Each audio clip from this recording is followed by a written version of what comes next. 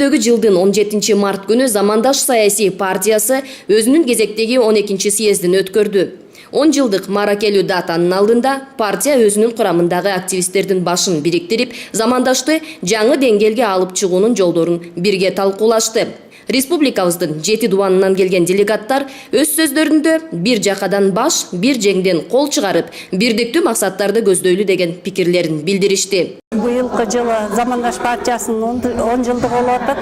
Партиянын 10 жылдыгы менен чын жүрөктөн куттуктайм. Ишибизге ийгилик болсун, мындан ары дагы алдыга жыла берсин. 12 съездин күн тартибинде уставтын жаңы долбоору сунушталып, бир добуштан кабыл алынды. Буга чейинки уставта көп төрагалык башкаруу каралган болсо, жаңы уставта бир лидерлик башкарууну киргизүү сунушу кабыл алынды.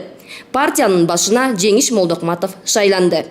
Урматтуу делегаттар, анда төрага Молдокматов Жеңиш Өмүргазиевич болсун дегенге кол көтөрүп, добушуңуздар берип коюңуздар, сунуштайм. Каршы? Калыс? Жок. Урматтуу төрага, ордуңуз кут болсун. Элибизге кызмат кылган, замандашыбызга кызмат кылган биздин төрага болуп ат жол коюп бериңиз.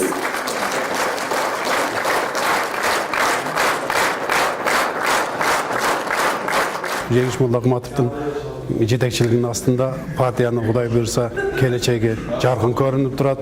Кудай буйрса бардыгыбыз бир кишинин тегерегге жыйналып, партияны мындан да жаркындатып өстүрүп, өнүктүрүп, бул партиялардын артыкчылыгы жасап аткан иштерин жеткизгенге бардыгыбыз өз салымыбызды кошобуз.